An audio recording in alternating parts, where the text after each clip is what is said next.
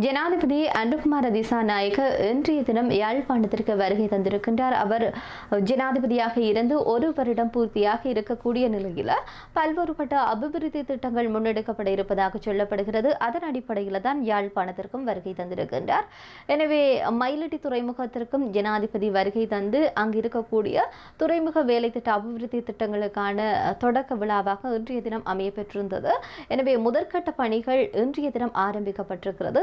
மயிலட்டி துறைமுகத்தினுடைய அபிவிருத்திக்காக பார்க்கிற போது கிட்டத்தட்ட 300 மில்லியன் ஒதுக்கப்பட்டிருக்கிறது. இதன் ஊடாக இந்த நிதி ஒதுக்கீட்டின் அடிப்படையில் தான் வேலை திட்டங்கள் ஆரம்பமாக காத்திருக்கிறது. பொதுவாகவே ஒரு ஜனாதிபதி வருகின்ற போது அங்கு ஒரு நிகழ்வு நடைபெறுகின்ற போது மதகுருமார்கள் அழைக்கப்படுவது வழமை. அதனை போன்றுதான் மதகுருமார்கள் அழைக்கப்பட்டிருக்கிறார்கள். ஆனாலும் மயிலட்டி துறைமுகத்தினுடைய அபிவிருத்தி திட்டங்கள் தொடர்பான இன்றைய நிகழ்வில் மதகுருமார்கள் ஒருவரும் வருகை தரவில்லை என்று சொல்லி கூறப்படுகின்றது. ஆனால் அவர்களுக்கான அழைப்பு விடுக்கப்பட்டிருந்த போதிலும் இன்றைய நாளில் மதகுருமார்கள் கலந்து கொள்ளவில்லை. குறிப்பாக இந்து மதத்தில் இருந்தும் கிறிஸ்தவ மதத்தில் இருந்தும் அழைக்கப்பட்டிருந்தார்கள்.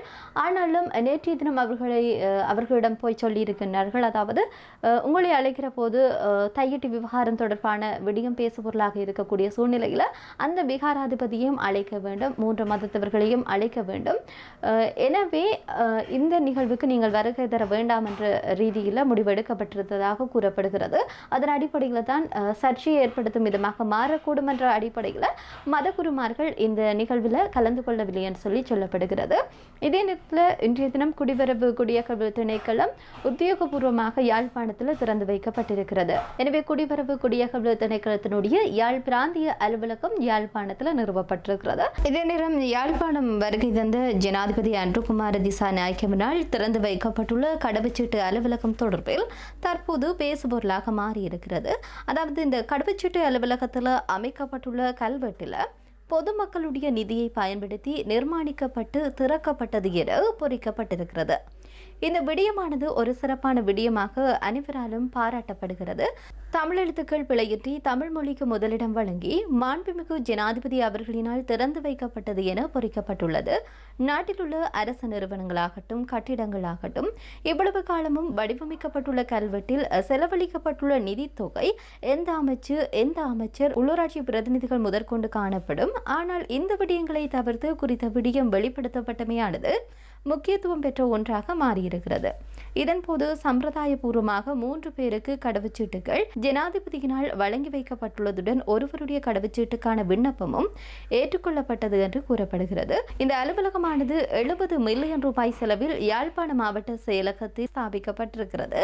மேலும் ஒரு நாள் மற்றும் சாதாரண சேவைகளூடாக இந்த புதிய அலுவலகம் கடவுச்சீட்டுகள் விநியோகிக்கப்படும் எனவும் கூறப்படுகின்றது. இதே நேரத்தில் யுத்தத்தின் போது படையினரால் கையகப்படுத்தப்பட்ட வடக்கில் விடுவிக்கப்படக்கூடிய அனைத்து காணிகளும் மீண்டும் மக்களிடம் விடுவிக்கப்படும் என்று சொல்லியும் ஜனாதிபதி அனுகுமார திசாநாயக்க தெரிவித்திருக்கின்றார். முந்தைய அரசாங்கங்கள் போரை எதிர்பார்த்து செயல்பட்டாலும் இந்த நாட்டில் மீண்டும் எந்த வகையான போரும் ஏற்படாத வகையில் நாட்டில் அமைதியையும் நல்லிணக்கத்தையும் கட்டியெழுப்ப தற்போதைய அரசாங்கம் பாடுபட்டு வருவதாகவும் ஜனாதிபதி அனுகுமார திசாநாயக்க வலியுறுத்தி இருக்கின்றார். இதே நேரத்தில் செம்மணி விவகாரம் தொடர்பாக பார்க்கிற போது ஜனாதிபதி அனுகுமார திசாநாயக்க செம்மணிக்கு போவார் என்று சொல்லி எதிர்பார்க்கப்பட்டிருந்தது. ஆனாலும் அவர் செம்மணிக்கு போகணும் என்று சொல்லி சொன்னால் நீதிமன்றத்தில் அது தொடர்பாக அறிவிக்க வேண்டும். ஆனால் எந்த ஒரு அறிவிப்பும் முன்னெடுக்கப்படவில்லை என்ற அடிப்படையில் இன்றைய தினம் அவர் செம்மணிக்கும் போகவில்லை என்று சொல்லி சொல்லப்படுகிறது. இதே நேரத்தில் இந்த செம்மணியில் தோண்டப்படுகிற எச்சங்கள் தொடர்பான நீதியான விசாரணைகள் இடம்பெறும் என்று சொல்லி அவர் பேசுகின்ற போது அந்த ஒரு விடயத்தை சொல்லி இருக்கின்றார்.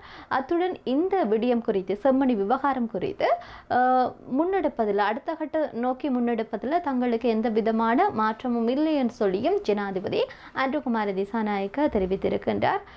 இந்த ஒரு சூழ்நிலையில் செம்மணி விவகாரம் தொடர்பாக பார்க்கிற போது இதுவரையில் 72 சான்று பொருட்களும் மனித எண்புக்கூடுகளோடு மீட்கப்பட்டுள்ளதாக கூறப்படுகிறது. குறித்த 72 சான்று பொருட்களும் பாதுகாப்பாக நீதிமன்ற காவலில் வைக்கப்பட்டிருப்பதாக சொல்லப்படுகிறது. நேற்றைய தினம் அகழ்வு பணிகள் நிறைவடைந்த பின்னர் ஊடகங்களுக்கு நிரஞ்சனவர்கள் சட்டத்தரணி நிரஞ்சனவர்கள் கருத்துக்களை வெளிப்படுத்துகின்ற போது இந்த ஒரு விடயத்தை சொல்லி இருக்கின்றார். இது தொடர்பாக அவர் சொல்கின்ற விடயங்களை பார்க்கிற போது 3 மனித இந்த மண்டியோட்டு தொகுதிகளோடு காணப்பட்ட மனித எலும்பு கூட்டு குவியலாக போடப்பட்டிருந்த நிலையில் இந்த அகழ்ந்தெடுக்கப்பட்டிருப்பதாக அவர் கூறியிருக்கின்றார். எனவே செம்மணி மனித புதைக்குழியில் இதுவரையில் 209 மனித கூடுகள் அடையாளம் காணப்பட்டுள்ளதுடன் 191 மனித எலும்பு கூடுகள் முழுமையாக அகழ்ந்தெடுக்கப்பட்டுள்ளதாக சட்டத்தரணி கூறுகின்றார்.